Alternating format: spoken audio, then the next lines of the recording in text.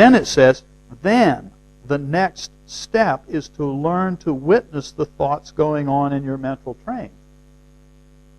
You see, it's not that we learned a skill that says, oh, here it is, now how do I let go of it? Which really means, how do I get rid of it? If we're honest with ourselves and we think, oh, how do I let go of it? What we're really saying is, how do I get rid of it? But if the new habit is there, that it literally automatically, when it comes forward, it automatically lets go, then it's a whole new ballgame.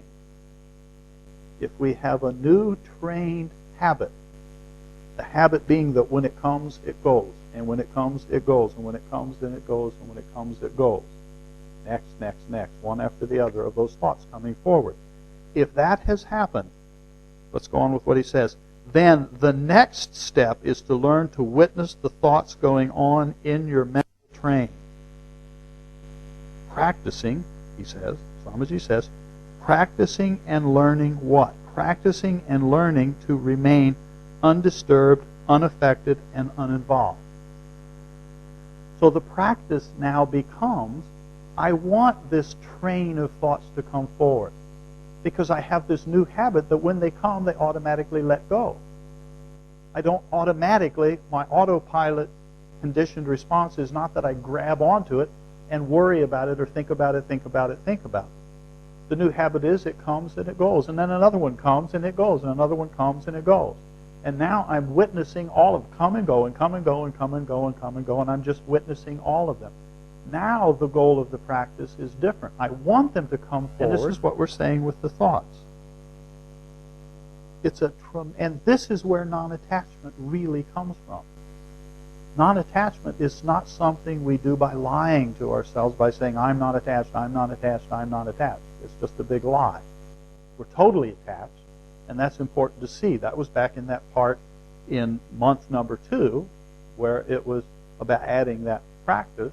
Or month number 1, where we're learning to sit still, and Swamiji used that place to talk about the mind, and Manas, Chitta, Ahamkara, and Buddhi. What was Chitta? That's the storage bank of memory. It all comes. It comes and goes. Then he says, another 3 to 4 months of regular meditative practice will allow you enough time to learn to deal with the conscious aspect of mind.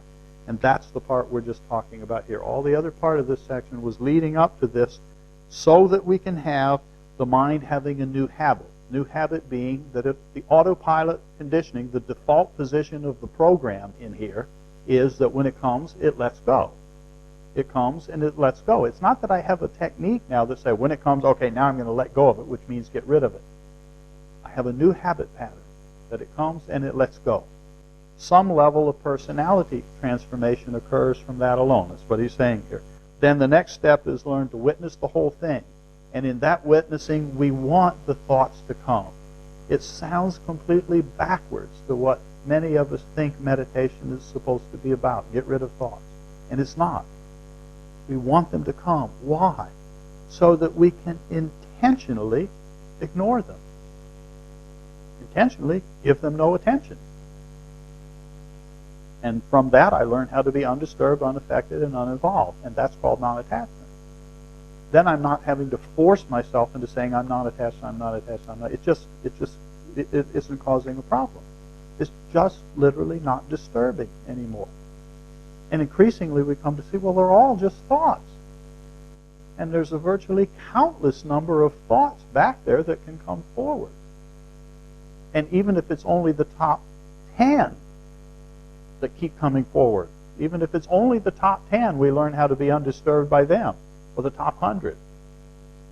And then gradually they just get finer and finer and weaker and go away. 3 to 4 months. So this is the total of 7 to 10 months, adding up the sequencing here. And then the next part is the part, he doesn't put a time on it, but it's the part that I'm kind of saying, you know, we can see that we're targeting somewhere around a year of doing this stuff before we get some great advantage. Then he says, sometimes people feel that they have perfect control over their minds. But that is not accurate. Because even if they control the conscious mind, like we were just talking about, they cannot control the unknown unconscious mind, which is extensive. ultimately they can, but initially, at this point, you cannot control the unconscious mind, he's saying.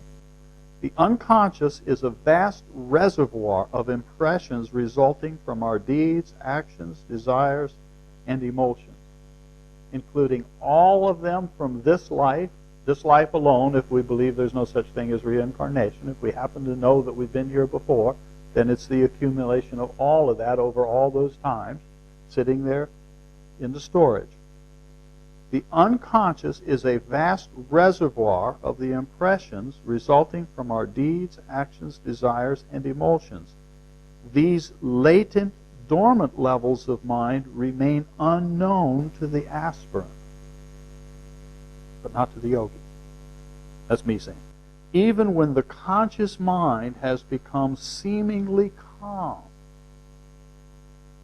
those thoughts which were the habitual thoughts, that last paragraph.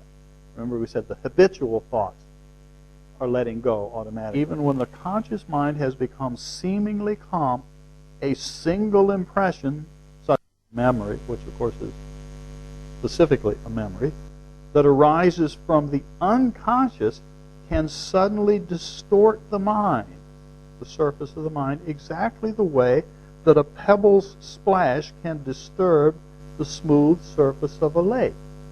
So I have a quiet, calm, conscious mind, and out of the deep past, all of a sudden, here comes this memory coming forward. Boom, and it's like a rock going into splashing in the lake, and all of a sudden, here's all these ripples again.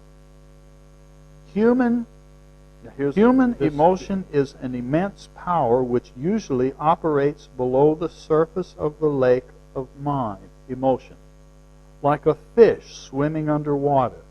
It's easy to imagine a little pond, a nice little lake sitting there with a smooth surface, and there's fish swimming around under it. And if you've seen, a fish does like this, and often it'll come near the surface, and there's a little splash that happens when his fin touches the surface or gets close, and there's ripples go out there. It's a fish. It's a beautiful metaphor. I'm sorry to say that when they re-edit this book, the editor changed fish into sharks. A very, very different image. I wish it wasn't so, but I think it has to be mentioned, because when you go buy the book to read it, if that emotion is not guided, it can pollute and contaminate the whole lake of mind. In this endeavor with those emotions that are coming from deep old memories, like the splash, students need to learn patience with themselves. Actually, our impressions, thought patterns, and emotions are identical to our own deeds, because a thought is virtually a deed. Thoughts lead to action. So the actions that we're doing, the body languages even the body languages we're doing, are a mirror reflection of something going on in the unconscious. Like when we were talking before about, a knee moving or fingers tapping or things like that. This is why in that part about observing ourselves, we want to observe our gestures and body language, because they're mirror images of what's going on inside, and at the same time observe the thinking process within. Remember when we saw that? And so this is saying the same thing, because a thought virtually is a deed.